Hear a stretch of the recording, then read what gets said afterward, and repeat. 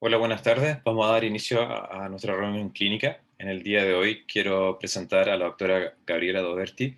Gabriela es becada en endocrinología de adultos, está en su rotación en endocrinología pediátrica, y por eso es que hemos elegido un tema que pueda ser transversal, que tenga transición entre la edad pediátrica y la edad adulto, eh, como es el síndrome de Chart y cuál es el manejo endocrinológico. Gabriela ha sido una excelente becada. Ella devuelve en el Hospital Padre Hurtado y tuvo su formación en el hospital, en la Universidad del Desarrollo. Muchas gracias, Gabriela, por acompañarnos hoy. Ya. Bueno, entonces vamos a presentar el síndrome de Chart, el manejo endocrino. Y los objetivos de esta presentación es describir el abanico fenotípico asociado a las variantes del gen CHD7.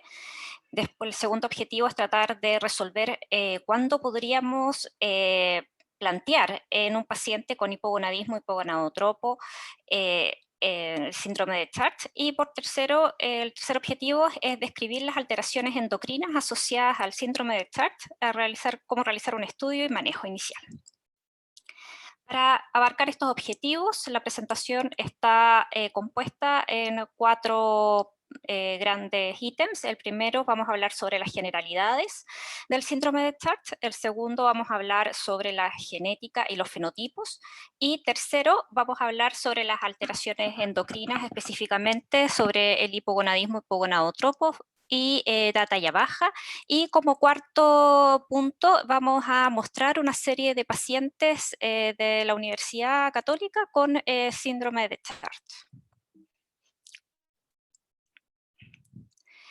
Entonces, el síndrome de Chart se refiere más bien a un acrónimo que describe una constelación de características clínicas, como coloboma, cardiopatía congénita, atresia coanal, retraso constitucional del desarrollo y crecimiento, alteraciones genitales y urinarias y malformaciones del pabellón auricular, incluyendo sordera y desórdenes vestibulares.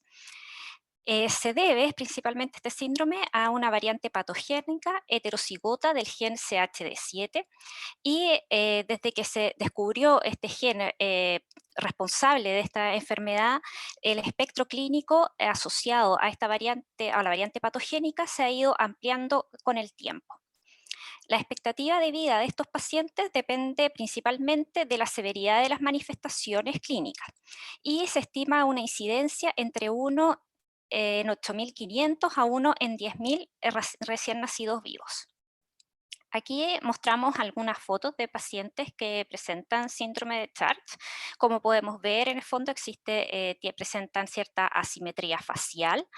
La característica principal es esta forma del pabellón auricular, que es una forma más bien algo cuadrada, ¿no es cierto?, con alteración del lóbulo, ¿no es cierto?, un conducto auditivo estrecho, un paladar que es más bien profundo y que produce alteraciones, en el fondo, secundarias dentales asociadas a este paladar más profundo, digamos. También podemos ver alteraciones en los pliegues de las manos, atresia coanal, hipoplasia de los canales semicirculares, coloboma y hipoplasia genital. Para ir entendiendo un poco sobre los criterios diagnósticos que han ido variando, vamos a revisar un poquito la historia. Y como primer hito, en el año 79, Hall y Hittner hicieron la primera descripción, cada uno por separado, de estas características clínicas en estos pacientes. Posteriormente, en el año 81, esta asociación se describió por el señor Pagón, que en el fondo describió que estas características no eran azarosas y puso el acrónimo de CHART. Posteriormente, en el año 98, el señor Blake propuso ciertos criterios diagnósticos clínicos y recién en el año 2001 ya el síndrome de Chart fue reconocido como un síndrome propiamente tal con el descubrimiento del gen causal. Y posteriormente, en el año 2005, Berluz actualizó los criterios diagnósticos y ahora en el 2016 hubo una nueva propuesta de actualización por el señor Hale. Y aquí es donde muestro la tabla un poco para ir viendo los criterios antiguos, que son del año 2007, 2005, ha ido actualizándose, pero en el fondo él incluye principalmente coloboma, atresia coanal, o paladar hendido o fisura labiopalatina, agenesia de los canales semicirculares o hipoplasia y arquencefalia o anosmia como criterios mayores. Y los criterios menores son las parálisis de los nervios craneales, disfunción hipotálamo-hipofisiaria, alteraciones del oído externo del oído medio, alteraciones cardíacas congénitas o esofágicas y discapacidad intelectual. Y lo importante es que estos, en el fondo, estos criterios incluyen, en el fondo, el patrón que es fenotípico típico, que son 3 criterios mayores o 2 mayores y 2 menores. Y también amplió un poco, en el fondo creó una categoría además de pacientes que los catalogan como un chart atípico, que en el fondo no cumplen todos los criterios, sino que exigen al menos 2 mayores. Más un criterio menor para catalogarlo como un chart parcial o atípico como 2 criterios mayores o si no, 1 mayor y 3 menores. Y posteriormente Hale, el año 2016, lo que hace es incorporar la variante patogénica del gen CHD7 dentro de los criterios mayores, ampliando aún más así el espectro. Y de hecho se incluyen dentro de los criterios menores otras alteraciones como alteraciones renales, anomalías esqueléticas, etc. Entonces, desde el punto de vista de genética, en el fondo sabemos que el CDH7 es un gen que está localizado en el cromosoma 8, en el brazo corto del cromosoma 8, y codifica una proteína que se llama también CHD7 de 2.997 aminoácidos. Y esta proteína es miembro de una familia de helicasas con cromodominio de unión ADNA. Vemos acá en este diagrama, en el fondo, que estas son este grupo de proteínas o de familia de proteínas que en el fondo que tienen son familias de helicasa que se unen al DNA, y lo característico de las proteínas CDH7 es que tiene 4 dominios funcionales. Primero tiene 2 que son los llamados cromodominios. Después tiene que, en el fondo, estos dominios lo que hacen es modificar la estructura de la cromatina. Después tenemos el dominio helicasa dependiente de ATP, que es este color celeste, y después tenemos otros 2 dominios cuya función no ha sido bien determinada. Y acá vemos, en el fondo, en este otro diagrama, donde tenemos aquí el DNA, está el nucleosoma, ¿no es cierto?, el factor de transcripción, y vemos que esta proteína lo que hace es permitir la translocación del nucleosoma, digamos, permitiendo así la transcripción genética. Entonces, ¿cuál es la función de CDH7? ¿No es cierto? Sabemos que esta proteína modifica la dinámica de la arquitectura de la cromatina y de esa manera controla patrones de expresión génica en los distintos tejidos. Como vemos, CDH7 se expresa en gran medida en las células embrionarias y a medida que se van proliferando, digamos, se van generando, digamos, poblaciones específicas en cada tejido, es si se va a expresar o no CDH7. Y como vemos que efectivamente hay tejidos, progenitores de tejidos que sí expresan CDH7, como es el epitelio olfatorio, el riñón, los ganglios de la base, el corazón, el cerebro, el oído, y en el fondo cuando vemos esto son efectivamente los mismos órganos que compromete este síndrome de Chart. No así, por ejemplo, los músculos, el hígado, los pulmones que no expresan en el fondo esta proteína. Donde más se ha documentado la función de esta proteína es en el neurodesarrollo, se ha descrito que es esencial para activar toda la red de transcripción y migración y junto con y diferenciación de las células de la cresta neural. En esta primera figura tenemos un paciente con un fenotipo chart característico, ¿no es cierto?, con coloboma, malformaciones craneofaciales, alteración de las orejas, ¿no es cierto?, y alteraciones de los nervios craneales. Y acá lo que vemos fue un experimento que se hizo para determinar el rol de la función de CDH7 en un anfibio que se llama Xenopus, y lo que se hizo fue inyectarle un oligómero de morfolino de CDH7 que lo que hace es inhibir la transcripción de CDH7. Y lo que se ve que al inhibirlo, digamos, las alteraciones que se ven son bastante similares a las que se ve en un paciente con un síndrome de Chart. Como vemos, este CDH7 puede afectar la actividad de varias vías de señalización que controlan el desarrollo. Como vemos, puede regular, digamos, el desarrollo del corazón, el desarrollo del oído a través de la interacción con estos otros genes. Y, por ejemplo, sabemos que CDH7 inhibe la señalización del ácido retinoico y de esa manera está involucrada en alteración del desarrollo de la oreja, de la faringe, del corazón, etcétera. También CDH7 regula la proteína SOX2 y por eso también de esa manera regula la transcripción de factores que son target de SOX2 y dando fenotipos que son bastante parecidos al síndrome de Chart.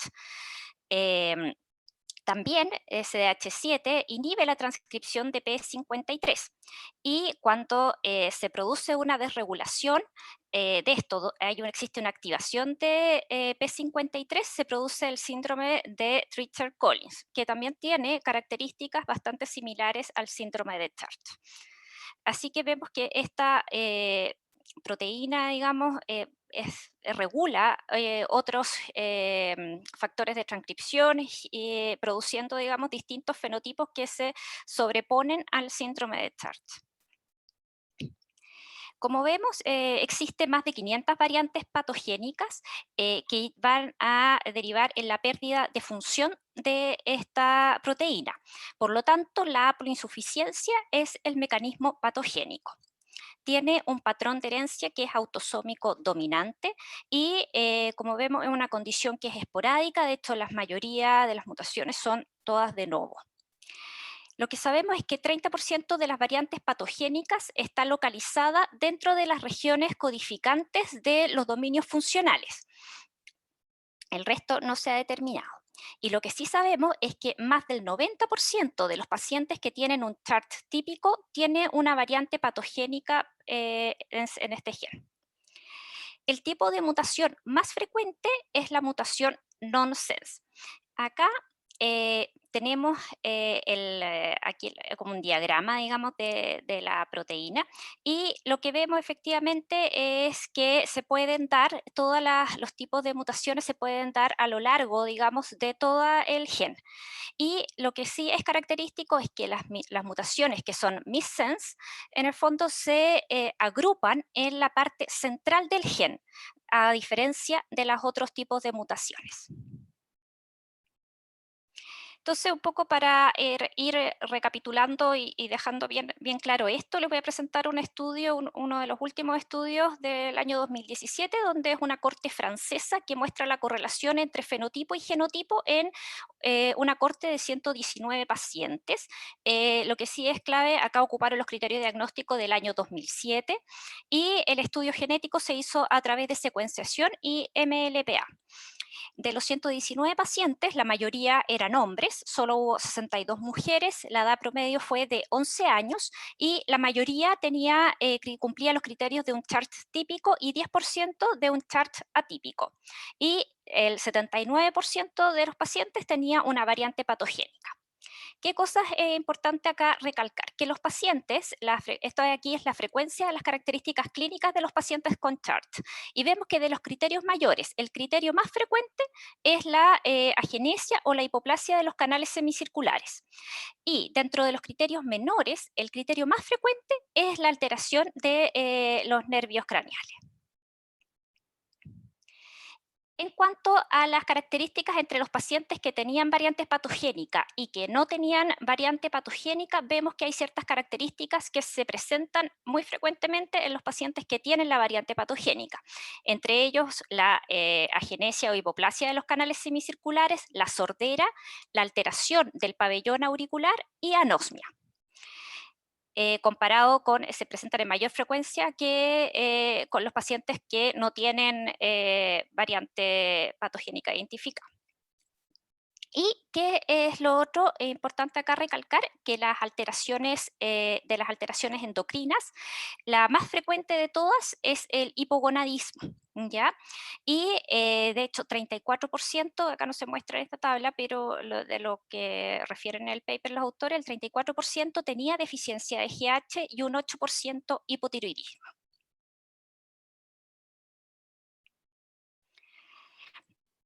Acá, en este mismo estudio, en el fondo, de los pacientes que tenían variante patogénica, los más frecuentes fueron las mutaciones nonsense y las del frameshift o del cambio del marco de lectura. Y las mutaciones menos frecuentes fueron las splice y las missense. Se vio además que la mayoría de las mutaciones eran de novo y, y solamente en 28 casos las mutaciones estaban localizadas en los dominios funcionales. En cuanto a las características, en el fondo, en los pacientes con un CHART típico, el 83% tenía una variante patogénica, pero hasta un 15% no se encontró una variante patogénica. Y en los charts atípicos, también la mayoría tenía un 58% tenía una variante patogénica, pero un grupo no menor que un 42% que no se encontró variante patogénica. Y acá esto es bien interesante, digamos, donde clasificaron la variante patogénica en términos del impacto de la estructura de la proteína. Ellos clasificaron las mutaciones nonsense, las mutaciones frameshift y la de lesión del exón 30 y 31 como mutaciones que iban a producir una proteína trunca. Y se vio que los pacientes que tenían un fenotipo más severo son los pacientes que tenían este tipo de mutaciones, ya que producía en el fondo una proteína trunca. De hecho, las alteraciones, los defectos cardíacos, las alteraciones del sistema nervioso central, la mayoría de estos pacientes tenía una mutación que producía una proteína trunca. Y de hecho son estas las que en el fondo lo que determina la sobrevida en estos pacientes son los defectos cardíacos y las anomalías del sistema nervioso central. La mayoría de los fenotipos típicos tenía una variante patogénica con proteína trunca y se vio que las variantes missense y splice conducían a fenotipos mucho más leves. Finalmente, ¿qué pasa un poco con estos pacientes de fenotipos atípicos? Entonces, el señor Hale, que fue el que propuso los criterios del 2016, hizo una revisión de casos de CHART atípicos reportados en las cortes, reportados en cortes o como casos únicos, e identificó 32 individuos. ¿Y qué es lo que recalcó aquí en esta gráfica, en el fondo, acá están los 32 pacientes reportados, y que se vio que en general estos pacientes atípicos habían dos características que en el fondo o no tenían coloboma o no tenían atresia coanal. Digamos, esas dos características eran variables, digamos, no estaban siempre presentes. Y cuando se analizó este trabajo, en el fondo, él utilizó primero los criterios de Berluz para poder clasificar a los pacientes como chart atípico, típico, y vemos que acá hay un gran por ciento de estos pacientes que califican como pacientes indeterminados, principalmente porque no se alcanzó a hacer todo el estudio necesario, entre medio pérdidas de pacientes, etcétera. Y cuando vemos que incluimos el variante patogénica como criterio mayor, vemos que gran parte de estos pacientes no determinados pasan a tener un criterio típico de chart, ampliando un poco más el espectro diagnóstico. Por lo tanto, el escenario actual es más complejo, digamos. Tenemos pacientes que tienen un chart típico con una variante patogénica. Tenemos pacientes que tienen un chart típico, pero sin una variante patogénica identificada. Tenemos pacientes que tienen un chart atípico o parcial con una variante patogénica. Y también tenemos pacientes con características del espectro chart, pero con variante patogénica. Dentro de estas características del espectro chart se han reportado los desórdenes del espectro autista y el hipogonadismo hipogonadotropo aislado. Por lo tanto, pareciera ser que un término más correcto para aplicar a toda esta terminología, digamos, más que síndrome de Chart, sería más bien hablar de desórdenes relacionados a CDH7. Y el problema que nos presentamos cuando tenemos un paciente con una variante, digamos, es cómo saber si es patogénica o no en un paciente que tiene una clínica leve o atípica. Y existe esta base de datos, que es la página aquí es cdh7.org, donde se puede encontrar una base de datos de más de 1900 individuos, que es útil para, en el fondo, revisar las variantes existentes y además realiza una asociación de genotipo y de fenotipo. Así que podría eventualmente ayudarnos. Actualmente hay estudios que están evaluando el patrón de la cromatina, en el fondo, como un marcador más preciso o certero para definir si una variante, por ejemplo, missense, es patogénica o no. Pero está eso en desarrollo. Nos vamos a enfocar principalmente ahora en lo que es hipogonadismo hipogonadotropo y síndrome de Chart. Vemos que estas dos condiciones se relacionan, ¿no es cierto? Porque ambas presentan alteraciones genitales como hipoplasia genital, criptorquidia e hiposmia. Se ha descrito que el 6% de los pacientes con síndrome de Kallmann o hipogonadismo hipogonadotropo idiopático que no cumplen criterios de Chart tiene una variante patogénica de CDH7. Ay, perdón. También el 80% de los pacientes que tienen un hipogonadismo hipogonadotropo idiopático con variante patogénica presenta características de Chart.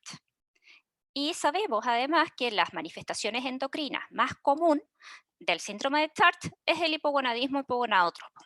Así que tenemos esta relación. Entonces, este estudio es una gran corte china donde se evaluó el espectro fenotípico del hipogonadismo hipogonadotropo idiopático de los pacientes que tenían variantes con CDH7. Entonces, lo que se hizo fue un análisis de las características de Chart en los pacientes con hipogonadismo hipogonadotropo congénito con variante CHD7. ¿Y qué es lo que se hizo? Fue una identificación de secuenciación de variantes raras a través de la secuenciación del exoma en 177 probandos. Y se hizo una detallada descripción fenotípica. Se identificó estas variantes raras, digamos, de CDH7, fue identificado en el 10,2% de los probandos.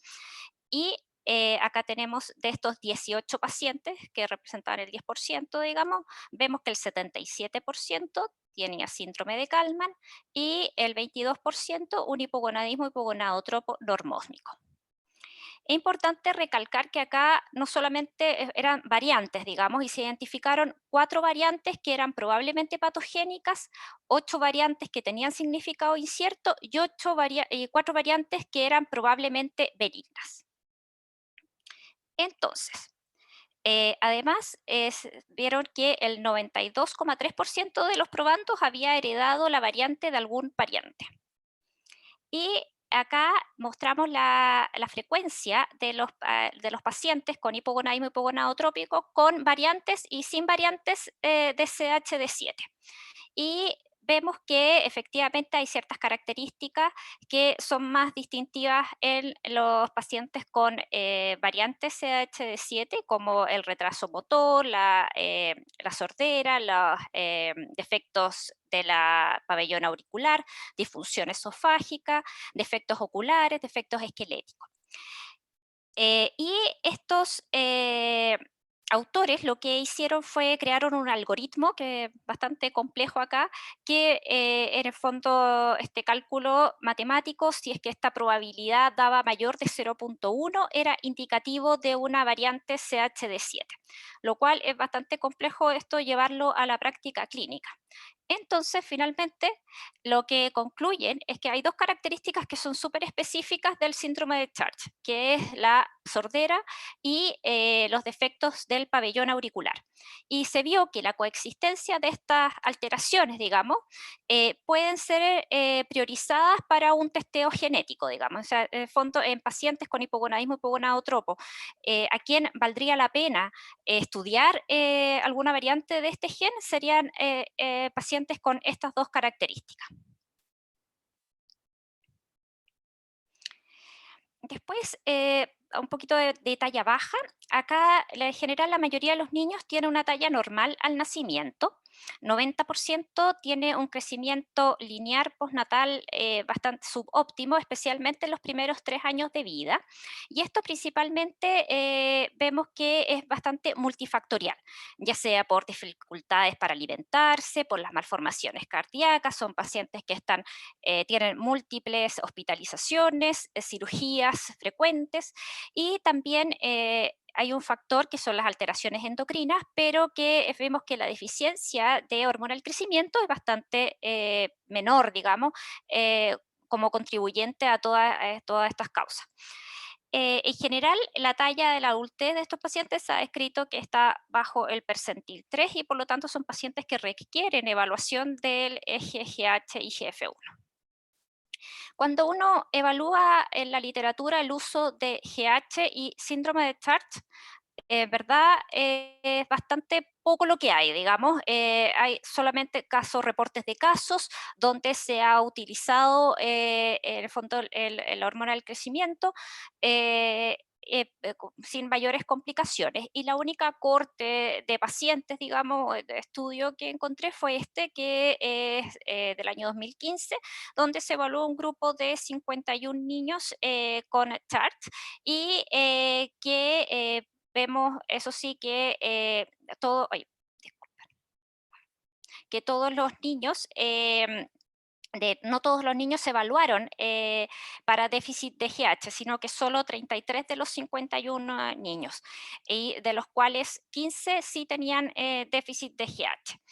Y lo que se vio que efectivamente al iniciar la terapia y después estos pacientes los siguieron durante 2 años, efectivamente mejoraron la talla, iniciaron con menos 3,6 desviaciones estándar y en la última visita en menos 2,2 desviaciones estándar, como se ve también en el fondo en la altura en estos gráficos. Y en ninguno de estos pacientes se reportó efectos adversos de la terapia.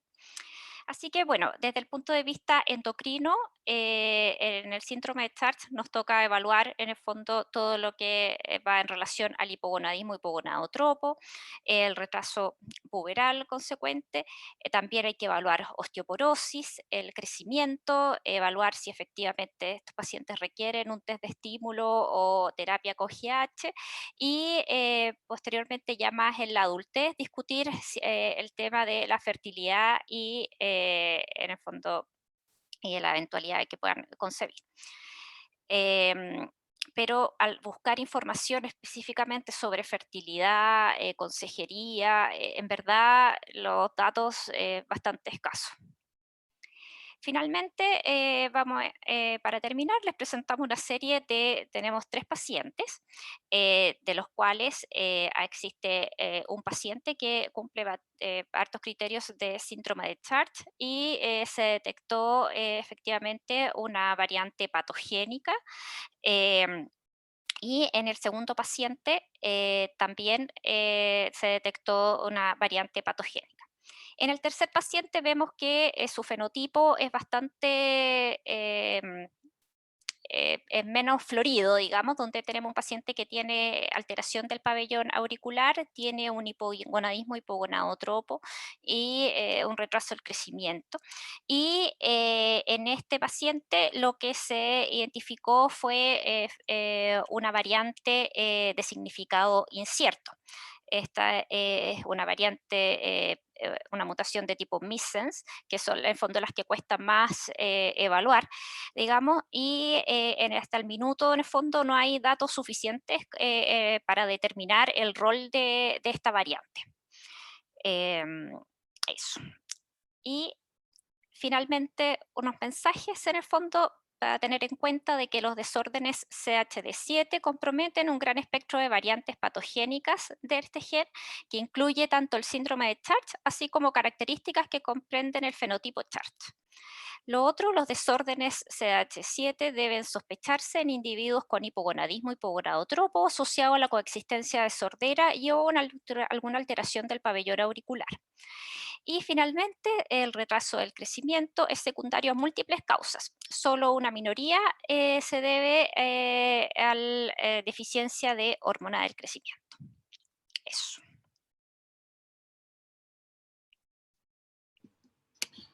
Muchas gracias, muchas gracias ahí.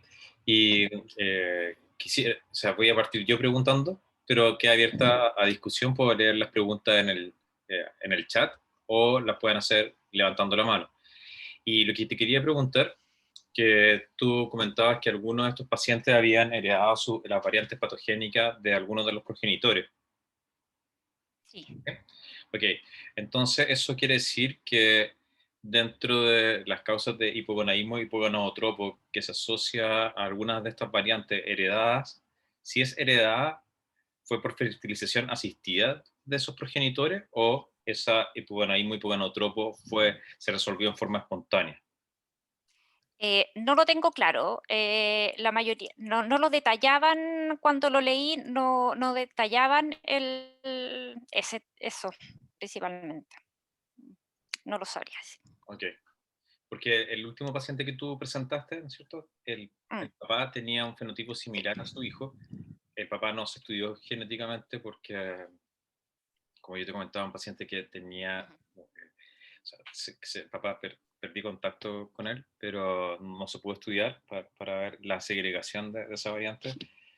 Pero si esto podría o no estar asociado a hipogonadismo hipogonadotropo reversible, esa es una pregunta que, Mm, que habría que que no evaluar, está. porque si dices que un porcentaje importante de los pacientes heredó la variante de alguno de los progenitores, sus progenitores para ser fértil tienen que haber tenido gonadotrofina. Exacto, exactamente.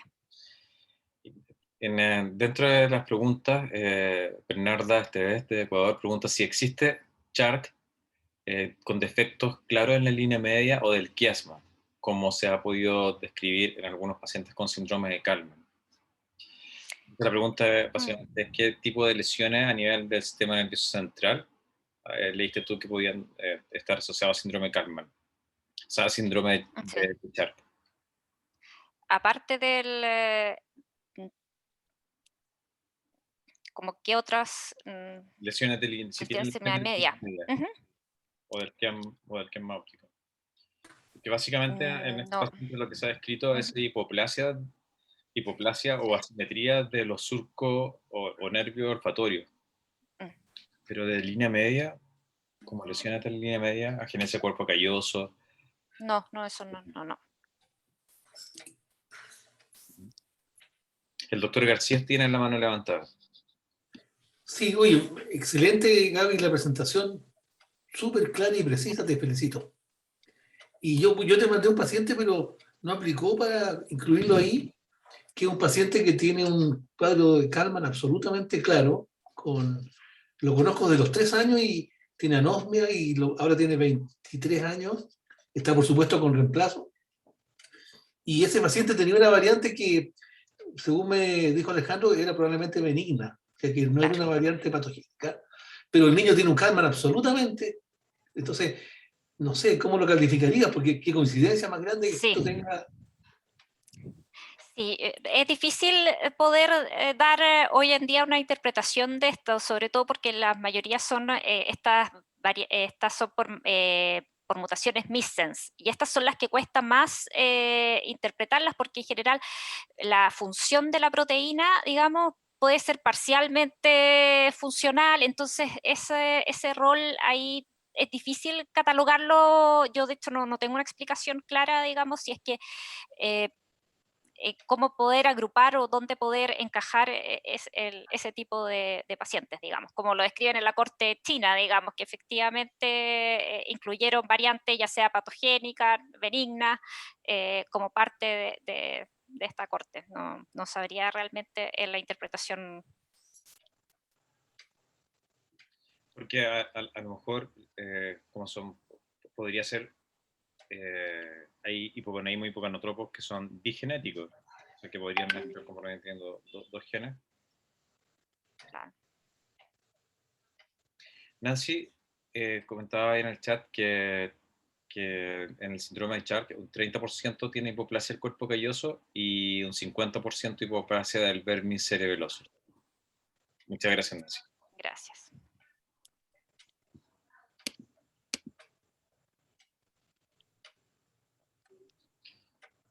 Ok, entonces, bueno, si no hay más preguntas, agradecerte, Gaby, que hayas preparado esta presentación. Y la próxima semana le toca al doctor García, al becado García. A lo mejor, doctor, nos puede contar de qué va a hablar la próxima semana para dejar invitado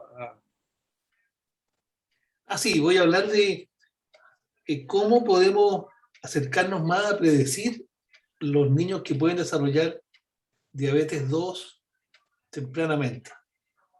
Y entonces voy a tocar un poco algunas formas de hacer el diagnóstico de síndrome metabólico diferente y también del hígado graso. Uh-huh. Muchas gracias, doctor. Entonces los dejamos invitados para la próxima semana y gracias por haberse conectado el día de hoy. Un abrazo. Chao. Chau, chau. Chao.